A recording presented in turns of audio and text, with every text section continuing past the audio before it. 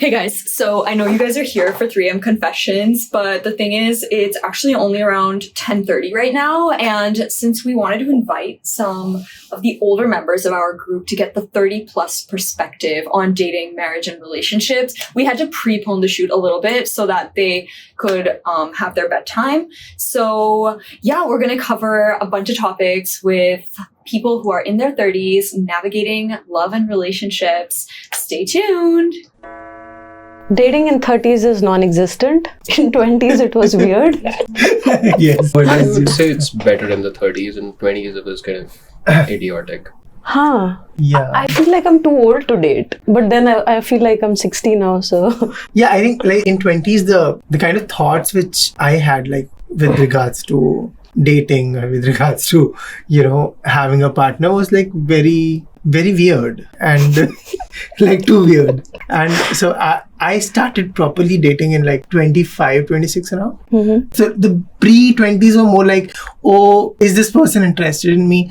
And then just sitting the whole day and thinking about that rather than being like, oh, let's ask for a date and, just let's go out on a date kind of thing. It was more like that in the early 20s. And then I think thodi akal aayi in something around 25 or something that, oh, you actually have to ask people, I actually didn't know that was a possibility. I think it is somewhere also like the Bollywood thing which actually makes you feel that I think you got there faster than most of the people like from most of the men from our generation. Exactly. He was like, at 25 I मेरे को अकल आ गई, and I was like, damn, that's...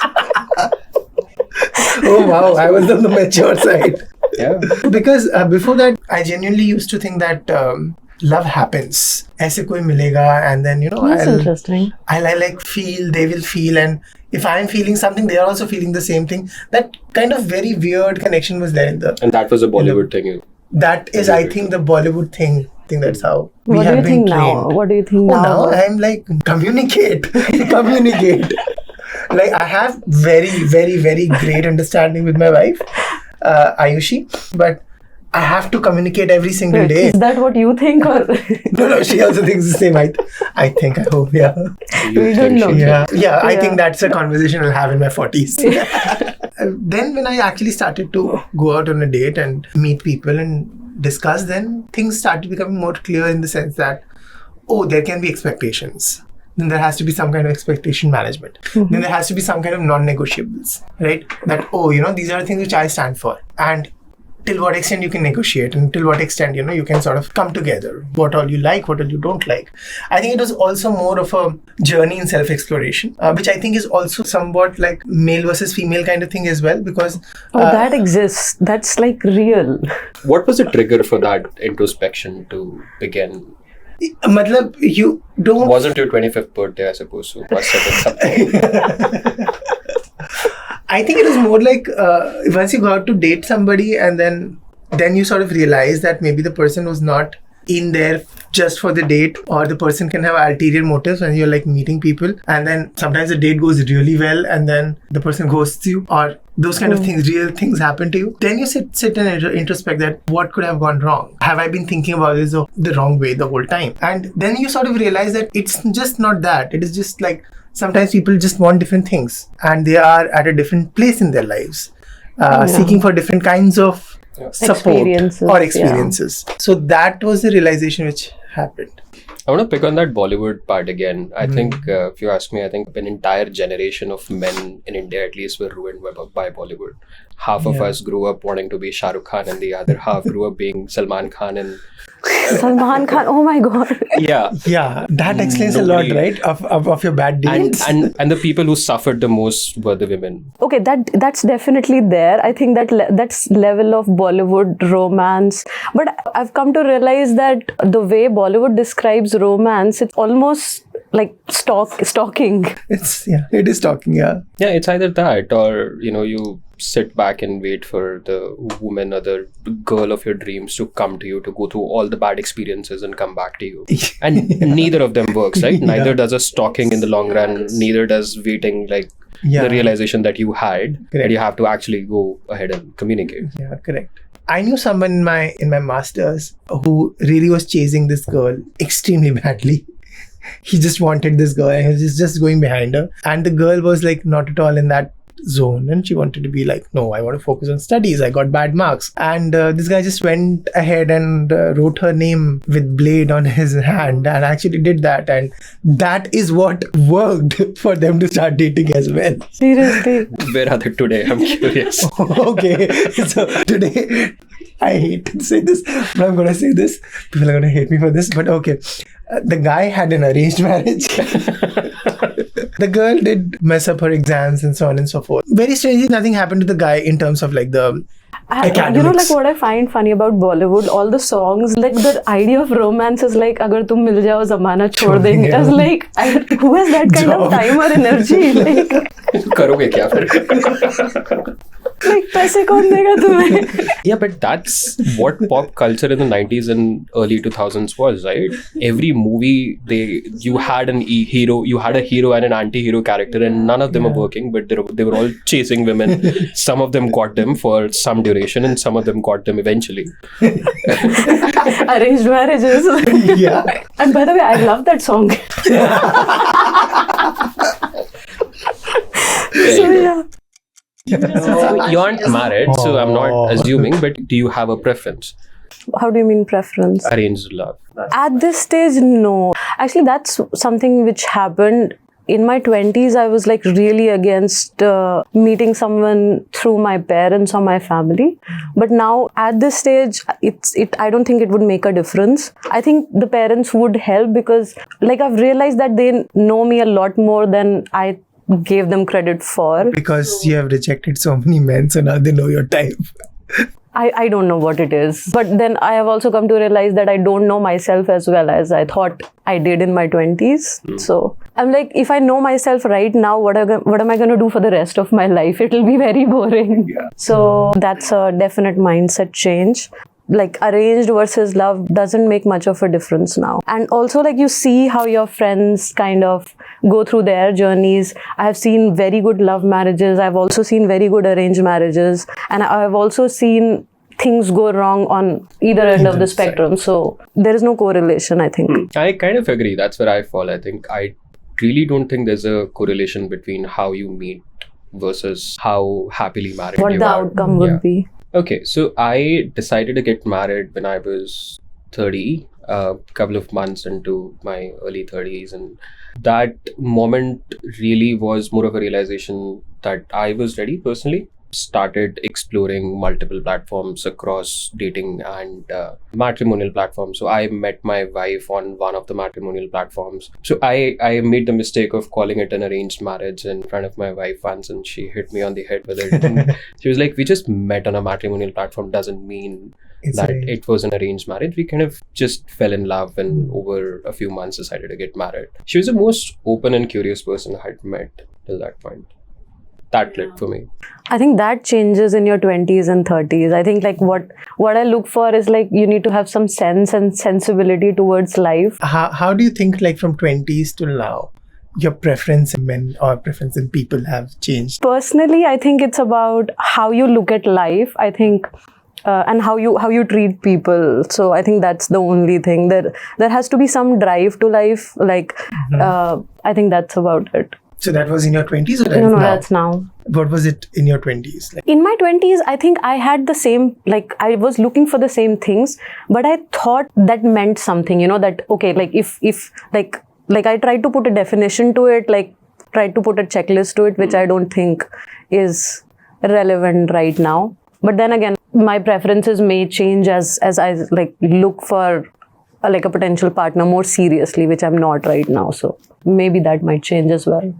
with regards to love marriage versus arranged marriage, what like I have seen that in your 30s, even like arranging something works because you have like nicely well-formed thoughts, like at least in my case, well-formed and mature in terms so that you know what you want and you know what you don't want. You have some idea of. Yeah. Also, you have seen enough healthy and unhealthy relationships around you. You have seen people date, you have seen people getting married, you have seen people getting divorced. You've seen all of that by the time you reach in your 30s. So I think you sort of develop an intuition to what you want. So then like if there is an arranged meeting as well, you like meet a person, you actually have a clarity that, oh, you know, this is a person which I'm like, as the kids these days call it vibing with, right? So if you're vibing with someone, then you sort of, you know, feel that connect, and you sort of feel that, oh, this connect can go for a longer period of time. But I think it also takes a lot of effort irrespective of how much of a connection do you find, because feeling that you know what you want, or for that matter, you've found what you want in a person, is also a natural fallacy, right? When you fall in love, you have a crush when you're in your early 20s or early teens. You think that is the person. And maybe 10 years from now, looking back, one of us or all of us would feel that we really didn't know what we were looking for, and the things that get us so far ahead are just different. Well, I think that we are able to like sort of separate the infatuation part a bit more efficiently than the, you know, sustainable part, that, oh, I have to get married. Sure. If I'm getting married, though this is infatuation, but will this go for a long run? You know, can I actually, you know, wake up every day with this person and discuss my work, discuss her work, discuss finances, discuss, say, kids, discuss romance, discuss, you know, going out, making plans, difficult family decisions, a lot of questions related to birth, life, death will come up during this time. Like for me, it was personally a very big thing that I did not wanted to do things alone. And in the past, I had dating experiences with people who were amazing people, but they just wanted to, हाँ आप कर लो सब कुछ, like whatever you say is right. They had this Bollywood thing कि there is Adarsh Nari जो मतलब who just touches the feet and, you know, has that whole and soul dedication towards the pati, and, you know, whatever the pati says is right kind of thing. So I had ended up dating such people as well, and I soon realized that that is not something which I want. I don't really want to be taking decisions all the time alone. I don't want to feel alone in the whole thing. Yeah, I don't want a team. I want a teammate, right? I want a partner. Nishchal, so I want to pick on that instinct, that idea you spoke Who made about. you the leader? Like, why are you interviewing us? Given that I'm the oldest in the room, so That doesn't mean you're the wisest. you asked the question. I'm not leading anything. Alright, I'll let this one pass. Okay, so that idea that you didn't want to do things alone. Talk more about that. What does that mean to you? I can talk a lot about things, but it'll go into my childhood trauma. But I'm curious, and I'll tell you why I'm curious. Because for me, the experience or the journey was the exact opposite. It was exactly at the point where I got comfortable doing pretty much everything alone by myself. And I was like, I could potentially live for the rest of my life by myself. That I ventured into a journey of finding somebody who I could contribute to, not just, you know. Okay. Maybe he is wise. Yeah, maybe. Yeah, there was this like this Two more years. cool like something I was reading, and it was about like aloneness versus isolation. So it's a very fun concept to me now, and I think definitely more comfortable with aloneness. I don't feel like isolated because of it. Interesting. I think what, like the question you're asking, it's more on the lines of I can of course do things on my own, and of course you have to reach to a comfort of, you know, understanding what you are capable of in the first go. But there are things which you want to share, and I think for me that forms a big part of my joy, that if I'm able to share something with someone, that's a part of my personality. So I like that if there's a part of my life or part of something which I can share with someone consistently, I think that is something which is a very personality based thing as well. So that is why I think that part is coming from, that I don't want to do things alone. Doesn't mean that I want that both of us are doing everything together. We both do our own thing, but then we are doing it together in the sense that we are bouncing off ideas on each other. We are discussing. We both have a whiteboard into each other, right? That we can, you know, just tell that, oh, you know, this is what I think, and what do you think about it? And just getting opinions, just getting a different perspective to things. So I think that is something which, what I mean when I say that I want to do things together. Yeah, well, Shah Rukh Khan really got to you, didn't he? Love is friendship and all that. Actually, he did in this. I'll tell you why. this is a very, very, very, very funny story. I'll actually tell you why. So as I was saying that, right, I didn't know a lot of things while dating. And I did had this idea in the beginning that when I'll have pehle dosti hogi, fir pyar hoga, and all those kind of things, were there in my head. And I started dating Ayushi. This was also one of the things which happened with me, that I was actually just trying to be myself, but you have to sort of also along with that express an intention of dating and and beyond. And beyond. Yeah, you have to create that path and journey and vision that this is where I see this going. It can't be just like, you're just hanging out. That's not what dating is about. In your 30s. In your 30s, I was 27, but yeah, close enough in the transition phase. Again, it is the thing that I did a lot of wrong things, but with the right person in terms of dating. Like, I really did not know how to date, and but Ayushi did understand me at a deeper level. So that's where we sort of connected, and that's where the communication part came in. And once it was communicated to me, then I understood and I saw the point that, oh, actually this is how you're supposed to date. And then things got course corrected eventually. And since there was an improvement date after date, I mean, I think most Indian men need that. I really think that, it evolved me. And that also is a part of doing things together, right? Learning things together. And, making mistakes together or being with each other while making mistakes. Bollywood did get to me a lot, yeah. What's your perspective? I'm curious. I think I feel mature like with age. But the people you are dating does not. Some of them, yeah, like it didn't feel like that age had got anything to do with maturity. How do you define maturity?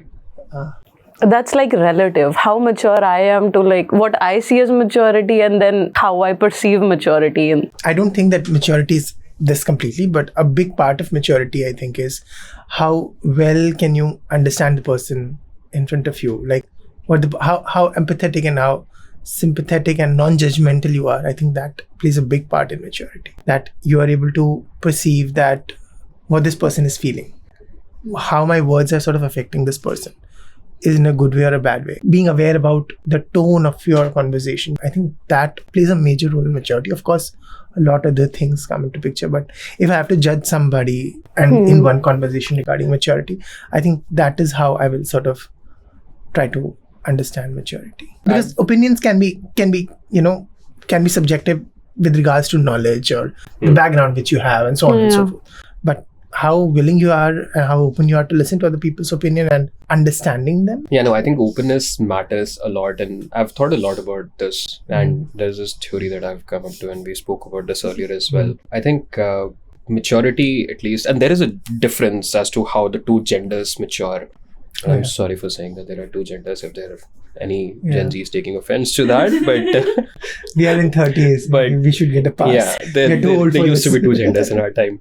But anyway, I think maturity in women is kind of linear. If you were to pick the same person, same woman 10 years apart, the future version or the elder version of the woman is, you could say, with a pretty good level of probability that person's going to be more mature than the younger one. In men, it's just a coin flip. Like I think it's a switch that flips. There's something that happens in their life, some experience or somebody they listen to, like they find a mentor or something. So that idea of a rite of passage that goes back civilizations and millennia, right? I think that still stands for men. There is one event that happens that just flips, and that could happen at 20, that could happen at 45. It could never happen. Basically, you're saying is that if I find like a 35-year-old man and a 25-year-old man, it's possible. It's possible that a 25-year-old could be more mature than a 35-year-old. Yeah, definitely. I think and the funny part is like that rite of passage thing that used to happen with like males in like civilizations earlier. It's not happening now. So like there is no rite of passage. मुझे ऐसा लगता है कि like women are constantly being told, right? Like like, oh, do this, do that, dress like this, speak like this, walk like this, talk like this. They've been constantly told. So there are a lot of variables which are already there, which women are sort of mindful about all the time. And they are used to thinking that what consequences will my actions have and how my action will be perceived by different kinds of people. Yeah. And which is my comfort zone and which is not. Right? Even like women are very selective in making friends. They will test the waters first. They will, of course, see what kind of conversations are happening and how the conversations are evolving, and then sort of slowly, eventually grow into that. But men, nobody says them anything. After a point of time, you are good enough to go and climb the bus and train, go. It's like the more I talk to the both of you, I realize I know nothing about men. Do you think like मतलब मर्दों को कोई टोकता नहीं अब या बचपन से ऐसे टोका नहीं जाता उनको? टोका तो जाता है, but I think it's more for the wrong reasons, right? There aren't any role models that a pop culture offers that you can look up to. What it does offer is, again, Shah Rukh Khan and Salman Khan, and women still have positive and negative role models. At least in our generation, they had that growing up, right? The pop culture offered some, hey, this is what you can be like, this is what you shouldn't be like, because there were obvious things that you didn't like about some characters in Bollywood and Indian television that you saw. You shouldn't be for a men. There was pretty much nothing. In the West, you had like a George Clooney working and jumping out of a plane and then having some romance in life at the same time. And then exactly. Either it's a vamp or it's a devi. Like there is no in between. Yeah, but you also had and the guy just dies and gets reborn. No other work for Meher Virani. Yeah, but there is a serious shortage of role models that men have, and that is why they don't. You don't know what you want to be. There is no reference point for you of what's good and what's bad. Yeah. So you grow up confused, and that is what you carry through your life till the point reality hits you in the face, and that's when that transformation happens. Yeah. I mean, now you're saying that in terms of role models, you're like, oh, Einstein की तरह बन सकते हो, oh, Nehru या गांधी की तरह बन सकते हो, oh, Shah Rukh Khan की तरह बन सकते हो. But those are just success stories to us. Those are not personalities. Those are just success stories. If I was told that, oh, तुम IAS officer बन सकते हो या you can become like Einstein, if those were the templates given to me, I don't know how Einstein was when he used to talk to people, right? But in this pop culture kind of reference, there is a vamp and there is a bahu, which you can associate positive or negative traits with. Are you learning more about men, Vaishali? No. I think every person is obviously different, but I can't really think of any traits which I can attribute to genders at this point. Yeah. I don't understand this male / masculine brain, if it works differently than my brain. I don't know. Is that a question? Confusion. Does maturity correlate with intelligence at all? I don't think that maturity and education are correlated, because that's there are lots of counterexamples. The counterexample. I think what it does is, with education, it gives you a focus. So you need something to focus on. So you focus on education, then you focus on your job, how you dedicate that mental bandwidth to to a problem. Have you met a lot of intelligent but immature people? What were they like, and what was the vibe they gave off? Maturity is how mature you are also, right? I think I've hit certain level of maturity, but I don't know how mature I am even today. Every 6 months I feel like I was such an idiot back then. So that happens. Does that happen with men? It did happen with me. Yeah, it does happen with me. Rather continuously. It started to happen to me when I was 22. It still does happen, but I think I'm more used to it. And it is more in the lines of that, this is something I learned, I've sort of reorient myself more in the, I've learned this, I've acquired this skill, which I did not have before. So now I sort of maybe rephrase it in that way and got used to it. But I used to actively think that how much ignorant I was, every 6 months or 1 year, I used to have that thing. Yeah, in fact, when it comes to relationships and marriage, I work with that assumption that you are ignorant, and 6 months from now, you're going to look back and think what an idiot you were. So just work on yourself. You are an idiot. An idiot, yes. So instead of realizing that 6 months from now, why not work with that assumption? Work with it today. Yeah. So my definition of love has really evolved, and I think it's kind of taken a bit of a spiritual turn, and I hope it is not impacted by Bollywood still. It could be. Actually, there was this one person he's a bit of like used to be a spiritual leader, and they kind of talk about love, and then they said that I love you, I don't want a thing from you. So I kind of like that vibe. That's my definition of love now. Is that Now, but how has it evolved? It has evolved to this. From- Earlier it was a bit like I want a partner to do things together, but I think it came from a point of or a space of not being comfortable with my own presence. But now it's not like that. For me, I think it's changed to say that love isn't something that happens, it's something you do. It takes effort. It takes effort, yes. And is evolved from? Yeah, from an understanding that it's something that'll happen to you. From love at It's first something sight. that'll happen. Oh, so it was not just me. So that's fine. Yeah. So the flipping happens that switch flips at some point in life. And then, but I think this part of change in the definition or understanding of love, I kind of knew pretty early on in life. Whether that's a relationship, whether you're married to the person, it does take a lot of effort. So you can't, it's not a passive thing that you can just let it be. That love isn't something, it's not the fuel that will sustain your relationship. I think it's more the car you drive, and you are the fuel in service of that. So the love isn't servicing your relationship. You have So to serve. that's an example of how men brains work. Love and car together. Love it. Yeah, what is with this car? Like, why is everything like a car or a sport? Like, can you not think beyond the 2 dimensions? I hope I can. Like, somebody once told me in the office, like I'm learning so many things now. Never separate men from their toys. Oh, yes. That is true. And you know, one more thing that I don't understand, like this vicarious love for sports. Like, I have a sports team. Sorry, I don't want to like I don't have that. like attack, but I understand sports is as if like I want to play. If I'm interested in sports, I'll go play. What is this like? You're sitting on the couch eating junk food and then Completely supporting with a you on team. that. Yeah, just putting it out there, completely with you. I don't watch sports. I don't watch cricket. I don't get the idea of like sitting and watching somebody else play, win or lose. Like, how does it matter to me? Yeah, like you are sitting on the couch and like gaining calories, not on the field. This is another thing that changes when you're in your 30s. Okay. The conversation just naturally devolves into calories and sitting on your couch. Yeah.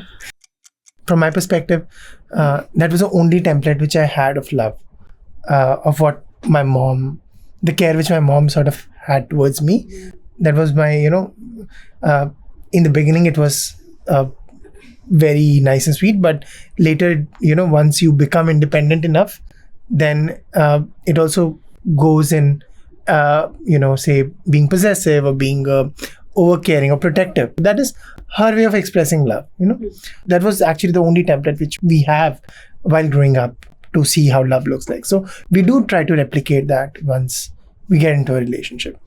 And then once you get into a relationship, then again, these kind of expectations and communications help by letting us know that, this is, there is a certain kind of independence and there is a certain kind of suffocation also associated with being possessive or being protective about somebody. And you have to sort of realize that and then evolve. But there is a big chance because you have only seen that template for a long period of your life. So I think there is a risk of, falling back to it or being concerned about your partner. So you got to start from somewhere, but I think you more and more so negotiate with reality and negotiate with the partners you have in life. They set expectations and you set your expectations, and they have their non-negotiables, you have your non-negotiables, and you just develop your own idea or expression of love over time. The other day, Mrinal told me all the good men died in wars. Yeah, it's true. Yeah, it's that idea of rite of passage, right? All the men who got that rite of passage of going through something difficult and torturous and horrendous in life that is supposed to make a man out of them. Most of them just ended up dying. But that just means all like the violent men died. Not necessarily. Not all the men who enlist or were enlisted were violent. No, let me add to that.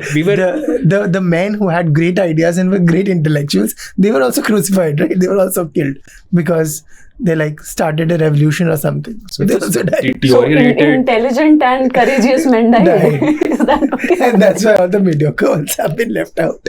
So like, honest question, is that what you truly think? But like, in the sense that didn't happen to women. Like a lot of our intellect and courage and ideas were preserved because we didn't die as much. Because we protected you.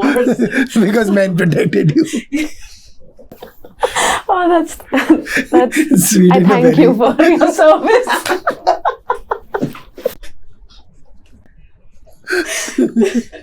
Yeah, but it is true. Like that is the manifestation. Like there isn't like our jobs aren't as difficult. But seriously, they aren't. You're still sitting in an air conditioned room talking to people, figuring things out. It's not as if you have to, men or women for that matter, have to go out and fend for their food for next day. You know you're gonna have a salary come in at the end of the month. Even if you get fired, you're gonna get fired with some bit of a severance. So you're fairly comfortable. You're not operating in a survival mode. Men who were operating in a survival mode, some survive with PTSD and the others died. So that's how you're left with the men you're left with. So either generational trauma or mediocre men. That's it.